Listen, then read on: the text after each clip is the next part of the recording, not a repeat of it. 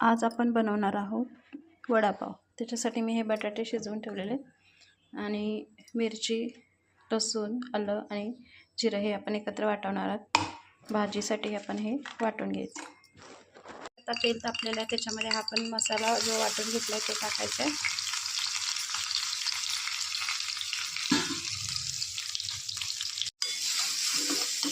त्यामध्ये 1 चमचा धनेपूड, हळद,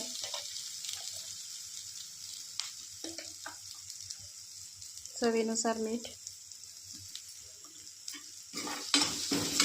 त्याच्यात आपण बटाटे हे सगळे मिक्स करून टाकणार आहोत। ही आपली भाजी तयार होणार आहे। मिक्स करून घ्यायचे, पण सगळीकडे हा मसाला लागला पाहिजे।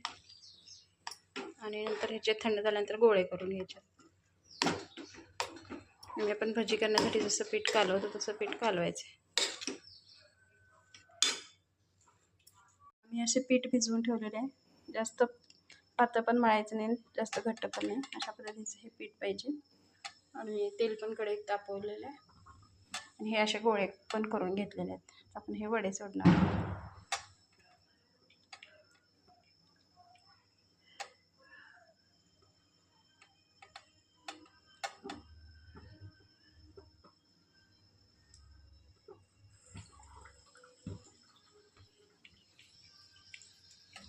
हे बघा,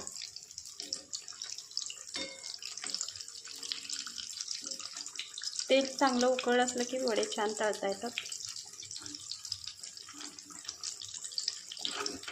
दोन्हीकडनं चांगले भाजून घ्यायचे।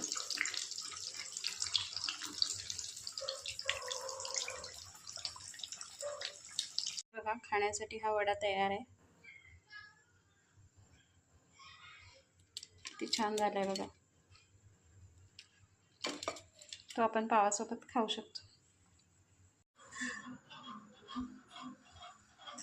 मस्तपैकी तयार आहे हा वडापाव खाण्यासाठी।